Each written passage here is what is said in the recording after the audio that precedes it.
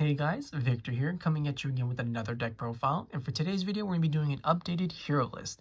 Now, as far as like the monster lineup is concerned, you're not really going to be seeing too many deviations between hero lists no matter where you look for them, as everyone's basically playing the same lineup for the most part. The only real differences is whether someone's playing a lot of hand traps or if someone is playing very little to no hand traps. And because this is one on my list, that means we're going to be basically playing no hand traps, right? I just don't think this is the deck to main them in, if I'm being truthfully honest. I feel like they're just more suited to the side deck, but you know, nothing wrong with it if you want to go more hand trap heavy. It's just I just personally don't feel like this is the deck for it. Now, a lot of the variations differ when it comes to the spell and trap lineup, as that's typically where things get a little bit more flexible and you can play around with the ratios. So with that in mind, let's jump straight into it. As always, we're going to be starting off with the monster lineup first, and like I said earlier, the hero lineup itself pretty much hasn't changed all that much. But even so, we're still going to be playing 2 Elemental Hero Stratos, as this allows us to search out any of our hero monsters, as well as potentially just destroy spells and traps, depending on if you're going second, if you have any hero monsters on the field that aren't Stratos, and you know, things of that nature. But for the most part, 2 is perfectly fine. Then you're playing the 1 Elemental Hero Shadow Mist to maybe search out a mass change, but it's typically just going to be searching out a hero monster.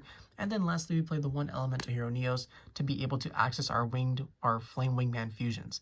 Now, I was playing Blazeman in the past, but because the Dimension Shifter finally got hit, that card is no longer required. And then as for something like Liquid Soldier, it's always a 50-50 if I want to add it or not. But just for this specific version, I decided to just omit it from the list. But it's definitely one of those cards that's always in the back of my mind.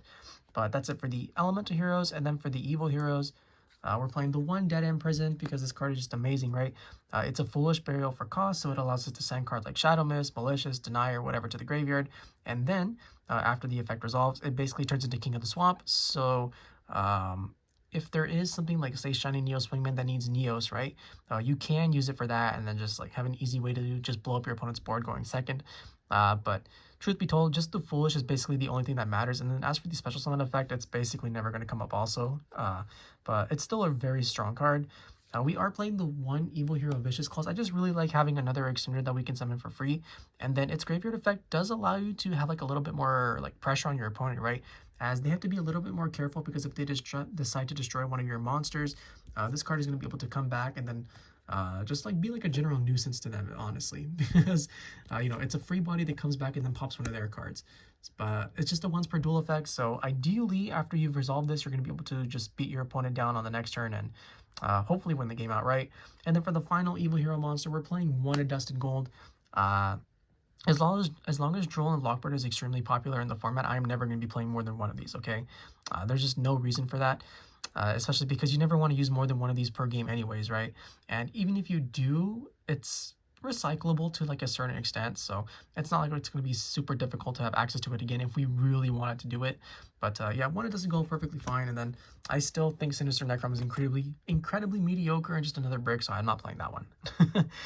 Then for the Destiny Hero monsters, we're playing 3 Destiny Hero Malicious because it's Malicious, the 1 Destiny Hero Denier, which acts as copy 4 and number 5 of Malicious, and then lastly the 1 Destiny Hero Plasma because it's still a pretty powerful card provided you don't get hit by Nibiru, as a one-sided skill drain, and especially in this format where every monster is like super weak, is pretty strong, provided you don't get hit by Exit Rizio, which probably will happen every time, but we're just gonna pretend that doesn't happen, right?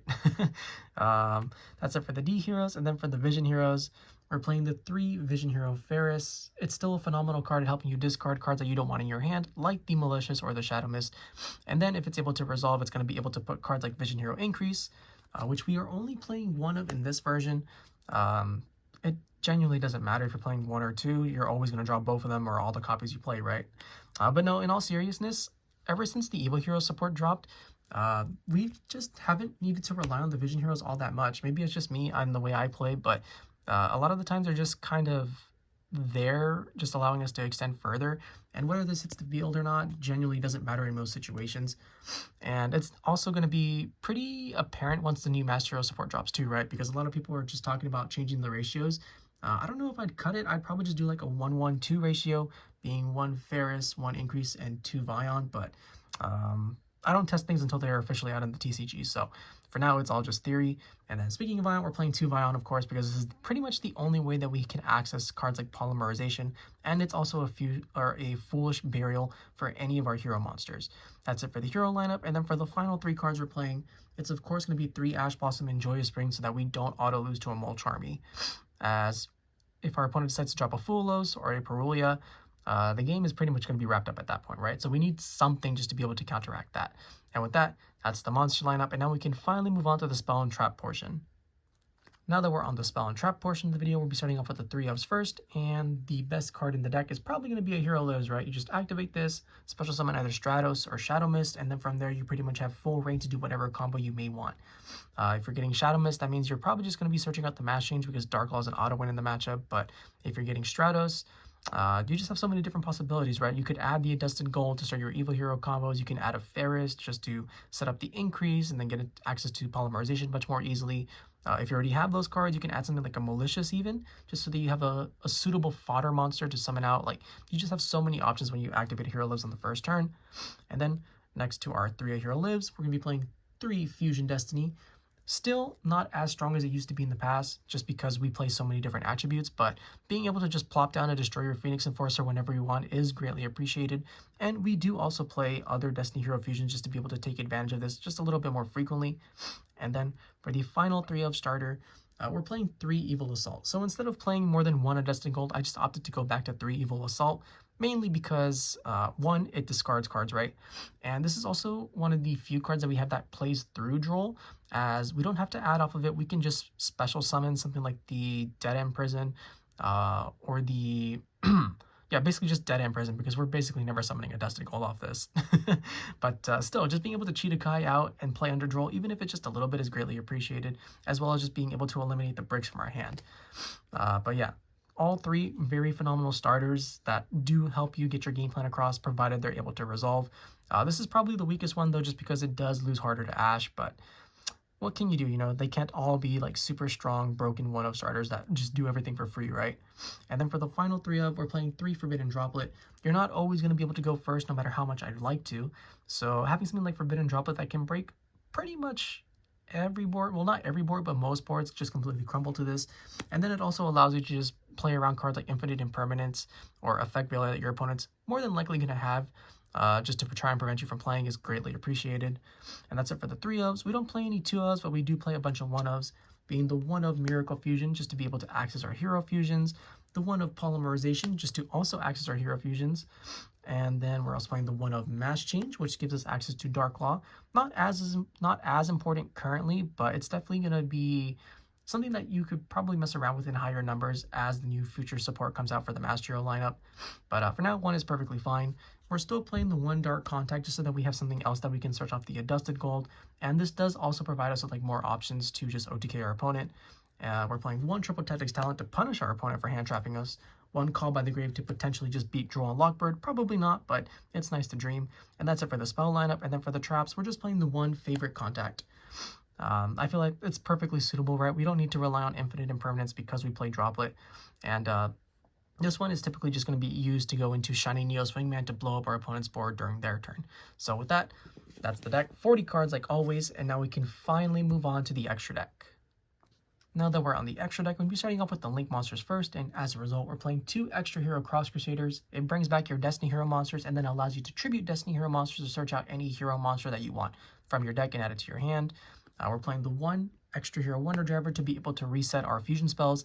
Typically, it's going to be resetting Polymerization just so that you can go full combo. And even if you don't open Fusion Destiny, right, being able to go into, like, say, for example, the Wingman, and then using one of your Destiny Hero monsters after that to fuse with those cards, and then going for a DPE is a pretty common play that you're going to see.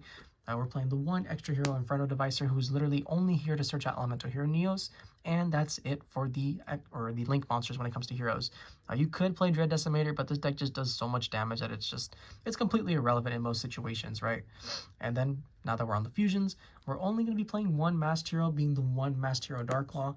The ratios are probably going to change also once the new Masked Hero support drops, but like I said, that's in the future. We don't care about that just yet, but it's something to keep in mind. And this is the only one that we're going to be playing. You don't need to make blast, like back row decks don't exist. And if your opponent does imperm like a Stratos or something, It genuinely doesn't really matter too much in a deck like this, and you'll probably be fine, especially because if you're playing against like a good player that actually has matchup knowledge, they're pretty much never going to hit the Stratos. They're always going to go for cards like Increase or Vyon instead, cards that actually do something. But to each their own. Then for the Evil Hero fusions, we're playing the one Darkest Knight to be able to OTK our opponent a lot more easily, and the one Element or Evil Hero Neos Lord to be able to take our opponent's monsters. Don't need any more than that. I have considered citing the, I don't remember what it's called, but it's the other one that allows us to search more cards, especially for when you're going first, as it's one of the few cards that we have to search Dark Supremacy.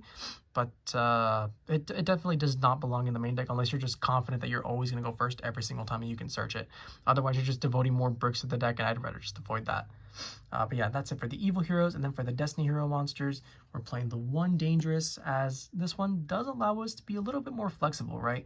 As we can either send Vicious Claws or Shadow Mist, depending on what we may need for the situation. And then that allows us to get like another search, or just have like more presence that our opponent has to try and deal with effectively, right? While also being able to mill like a Destiny Hero monster. And this is typically going to be coming up like later on, like past turn 2 or turn 3, right? So it's just like a nice option to have.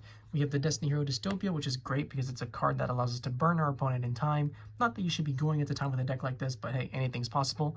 And its other effect to pop a cards as like a quick effect is also pretty useful, especially if you've burned through like your DPE, or if you lost it to something like a Nightmare or a Kashtira Unicorn. There we go. And then for the final Destiny Hero monster, the one Destroyer Phoenix Enforcer, because good cards are good. That's it for the Destiny Heroes. And then for the Elemental Hero fusions, we're playing the one Flame Wingman Infernal Rage, as this is the card that allows us to search out our favorite contact. And then because you're typically going to be using Neos to summon it, that means you can in turn tribute it to just special summon out Elemental Hero Sunrise for free. And what Sunrise does is it searches out Miracle Fusion when it's special summoned. So, having access to Miracle Fusion for just follow-up, I definitely do not recommend just straight up activating it, because then you're just going to lose even harder to board breakers or cards like Nibiru, right? You definitely want to hold it just for your next turn, or until after your opponent's Nibiru you, just to get like full value out of it. But yeah, that's something for like a different video, maybe. But still, Sunrise, pretty strong. And then like it also just boosts all your monsters by 200 attack for every different attribute. So this is actually going to be one of the main ways that you can be able to take advantage of a card like Dystopia and have its attack change so that you can pop cards more freely.